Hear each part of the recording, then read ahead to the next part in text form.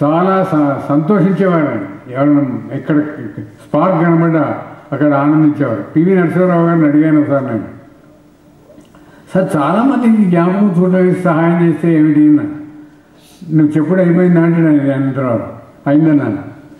చాలామంది ఎందుకు జ్ఞాపకం చూడండి అన్నాను. నువ్వు హాకింతాయి సూక్తులు చదివావా అన్నాడు. చదివానన్నాను. అందులో 5 జ్ఞాపకం పెట్టుకున్నాడు. నేకీకర్ దర్యామే డాల్, మంచి చేయి నదిలో భార్యమని. అది మా సుభాన్ రెడ్డి గారి దగ్గర ఉంది. సుభాన్ రెడ్డి గారి నడక కానీ, పంచకట్టు కానీ, మాట కానీ, ముచ్చట కానీ అది ఒక అద్వితీయంగా ఉంటుంది. వారు టైం లేదు ఇవ్వట్లేదు, కనీసం అరగంట గంట మాట్లాడతారు. మీసం సరే, మీసం ఎటకు ఉంది తాండ్రపాపారానికి ఉన్నట్టు.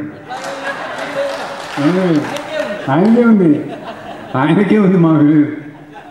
కేవీ రమణాచారి గారు ఎంత సహృదయులంటే, నాకు అన్ని సన్మానాలు జరిగినాయి కానీ గజారోహణం జరగలేదు. అది తిరుపతిలో గజారోహణం చేశారు ఆయన. తర్వాత ప్రపంచంలో ఎక్కడ మిమిక్రీ మీద సిలబస్ లేదు. నేను సిలబస్ రాశాను. అది చదివి అయ్యే వేణుమాధవ్ గారు ఈ యూనివర్సిటీలో పెడితే బాగుంటుందని తెలుగు యూనివర్సిటీలో మిమిక్రీ డిప్లొమా కోర్సు పెట్టించారు 9 ఏళ్ళని. అది ట్రైనింగ్ కోర్సు రమణాచారి గారు చదివి ఈ డిప్లొమా కోర్సు అంత వ్యవహారం ప్రపంచంలో ఎవరు రాయలేదు మిమిక్రీకి, మీరు చాలా గొప్ప విషయం సిలబస్ రాశారు అని పెట్టిండు. ఇది పెట్టిన తర్వాత వరంగల్ కాకతీయ యూనివర్సిటీ వాడు, మా వరంగల్ వాడు, మేము పెట్టకూడదు వాళ్ళు పెట్టారు. అనేక మంది అడుగుతున్నా చెప్పేవాళ్ళు లేడు. చెప్పడానికి చాలా డెప్త్ ఉండాలి. మరి తుర్లపాటి గుడిపరావు గారు మాట్లాడిన తర్వాత నయాగరా ఫాల్స్ చూసిన తర్వాత ఎత్తిపోతల వాటర్ ఫాల్స్లో ఉంటుంది.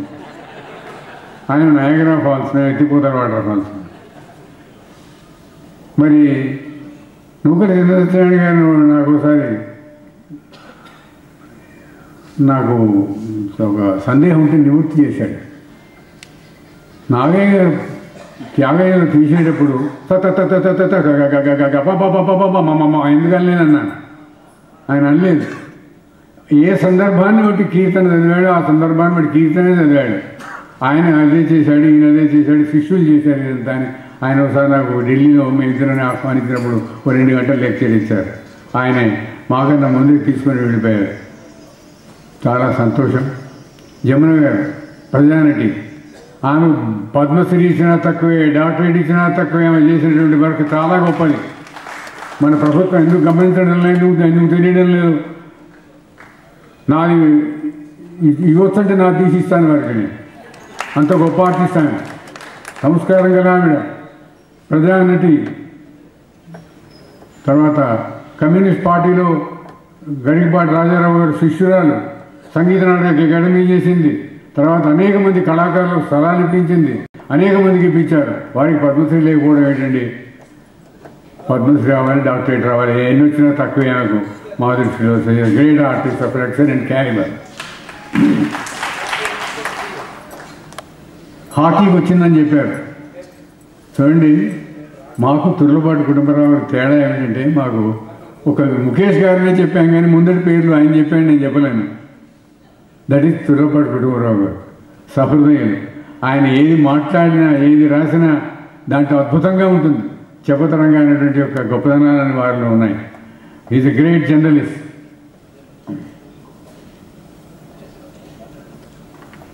జ్యోత్స్నారాయణ గారు, వారి గురించి ఇంతకుముందు అందరూ చెప్పారు. చాలా సంతోషం.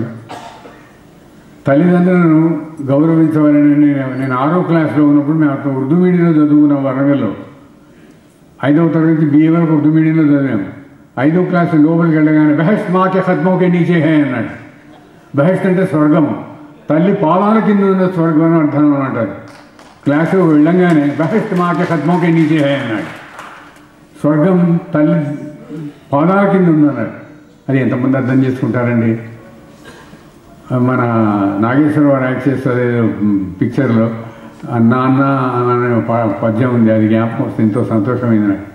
తల్లిదండ్రులు వాళ్ళు ఎంత కష్టపడతారో, వాళ్ళు ఎంత కష్టపడ్డారో మనం కూడా కష్టపడతాం. పిల్లలు గొప్పవాళ్ళు కావడం కోసమని అందరూ కష్టపడతారు. తర్వాత ఈ ఏజ్డ్ హోమ్స్ పంపించడం అనేది చాలా పాపం అండి. తర్వాత దీంట్లో కొంతమంది చిన్నవాళ్ళు కదండి, వాళ్ళు నెక్స్ట్ పెద్దవాళ్ళు అయిన తర్వాత ఏమవుతుందో వాళ్ళకి తెలియదు. ఆ తెలియక ఈ అజ్ఞానంలో ఉంటాడు. ఇలాంటి వారికి ఈ అజ్ఞానాన్ని పోగొట్టడం కోసం ఆకుడు సుధాకర్ గారు ఏర్పాటు చేశారు ఈ సభ. ఆయన ఆకృతి గొప్పది, కృతి గొప్పది, అన్నీ గొప్పగా. తల్లిదండ్రులకు ఇష్టమైన 4 కళలు ఇవారు తల్లిదండ్రులే ఇంట్లో ఉండనీయకుండా పంపించేవాళ్ళు ఉన్నారు.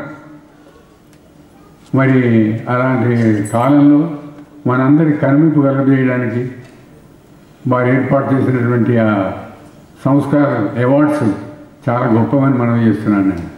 ఇక సంస్కారానికి పద్మశ్రీ అయిన తర్వాత ఇక సంస్కారం చూడాల్సిన పని లేదు. భారత ప్రభుత్వం ఇచ్చారు కాబట్టి ఓ సంవత్సరం పద్మశ్రీలో పెట్టారండి. 9 ఏళ్ళ నుంచి చేస్తున్నారండి. ఆయన చాలా బ్రహ్మాండమైనటువంటి కార్యక్రమాలు చేస్తున్నారు ఆకుడు సుధాకర్ గారు. నాకు 10 ఏళ్ళ నుంచి పరిచయం, 3 సార్లు ఆహ్వానించారు నన్ను, ఇది 4వసారి. ఆకుడు సుధాకర్ గారు ఆకృతి ఎంత గొప్పగా ఉందో హృదయం కూడా అంత గొప్పగా ఉందని మనం చేస్తున్నాను. ఇంతకన్నా ఎక్కువ ఏం చెప్పగలుగుతాం? నేను కానీ వాళ్ళు కానీ ఎదురు చూస్తుంది ఎంత గొప్ప కళాకారులు ఆయన గురించి. మళ్ళీ నేను తులపాటి గారు చెప్పారు, ప్రపంచంలో ఆశ్చర్యపోయారు ఆయన చేస్తుంటే. ఐక్యరాజ్య సమితిలో ఆశ్చర్యపోయిన తర్వాత మనం భారతీయులు ఇంకా ఎక్కడున్నామో ఆలోచించండి. మా కోసం సార్ దయచేసి ఒక 2-3 ఐటమ్స్, కానీ నన్ను మన్నించి దయచేసి ఒక 2-3 ఐటమ్స్ మీలాగా ప్రపంచంలో మిమిక్రీకి సిలబస్ లేదండి. అసలు మిమిక్రీ లేదు. ఇంప్రెషనిస్ట్ అంటారు విదేశాల్లో. 3 సార్లు వరల్డ్ అంతా తిరిగినప్పుడు ఎక్కడ పుస్తకం లేకపోతే నేనే రాశాను ఆ పుస్తకం మిమిక్రీ కళ మీద. రాస్తే రమణాచార్య గారు ఇంత గొప్పగా ఉంది, ఆయన ఎంత శ్రమపడ్డా అరగంట సేపు చెప్పాలి. యూనివర్సిటీలో కోర్సు పెట్టించారు. ఏమిటి ఆ కోర్సు? చాలా సంక్షిప్తంగా చెప్పి 2 ఐటమ్స్ అన్నారు, చెప్తాను. నా శబ్దం కాదండి, మైకి తరచుదండి. ఎంత కళాహృదయం ఉందండి ఆయన. ఆయన దగ్గర ప్రోగ్రాం ఇవ్వడం మళ్ళీ నా పద్మశ్రీ వచ్చిందని మనం చేస్తున్నాను. నేను ఇవ్వమని అడగలేదు, ఆయన ఇచ్చాడు.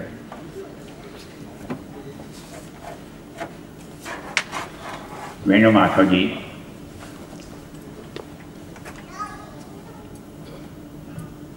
सामाजिक पैदा कर सकते हैं, आनंद पैदा कर सकते हैं. इस प्रकार कुछ मिसाल दीजिए 2. మిమిక్రీ ద్వారా సామాజిక స్పృహ కలిగినతో ఆనందాన్ని కలిగింపజేయచ్చు. దాన్ని 2 ఎగ్జాంపుల్స్ చెప్పమన్నాడు. 2 ముసలివాళ్ళు రైలు పెడుతున్నారు. అనేక కళల సమ్మేళనం చెప్పడానికి రైలు ఉంది. 2 ముసలాళ్ళు మాట్లాడుకుంటున్నాడు. ఒరే నీవు వయస్సు ఎంత? అక్కడ గోవిందరావు సుబ్బారావు మీద ఇచ్చి ఎక్కర్లే, ఇప్పుడు యాక్టర్ అయి ఉండాలి. 2వ వాడు అడిగాడు, ఒరే నీ వయస్సు ఎంత? 20-26 మధ్య. నీ వయస్సు ఎంత రాన్నాడు. 30-33 మధ్య ఉంటుంది రాన్నాడు. పైనుంచి గుర్రాడు కింద పడ్డాడు. ఎవడరా నువ్వు? నేను ఇప్పుడే పుట్టానన్నాడు. ఆనంద్ पैदा कर सकते हैं. హిందీలో చెప్పాను. ఇంకోటి అంత హిందీలో చెప్పాను, మనకు ఎందుకు హిందీలో చెప్తాను. సామాజిక స్పృహ ఎలా కలిగిస్తారన్నాడు. సాక్ష్యం ఇచ్చారు కదా అని టైం గంట సేపు చెప్తే ఎట్టగండి, బాగుండదు. పద్మశ్రీ ఇచ్చినప్పుడు అంతా నిలబడతారు. ప్రోగ్రామ్స్ ఇచ్చిన తర్వాత అందరు నిలబడి కూర్చొని ఫోటో తీస్తారు. అద్వానీ గారు అడిగారు, వేణుమాధవ్ గారు ఏదైనా వినిపించండి అన్నాడు. ఏమి వినిపించాలి? అందరు నుంచున్నారు. అమితాబ్ బచ్చన్, వీళ్ళు వాళ్ళు అందరు నిలబడి ఉన్నారు. ఏం చెప్పాలి ఎంత చెప్పాలి, ఇప్పుడు ఆపాలని తెలియాలి. అప్పుడు డాక్టర్ రాధాకృష్ణ గారిని వినిపించాను. నిశ్చేష్లు అయిపోయారు. ఆ తర్వాత లాల్ బహదూర్ శాస్త్రి వినిపించాను. అందరు నవ్వారు. థ్యాంక్ యూ అన్నాను. అప్పుడు విడిపోయారు. 2వది, 6 लड़के 4 मीनार के ओर से जा रहे थे. एक लड़के को बुला के मैंने पूछा कि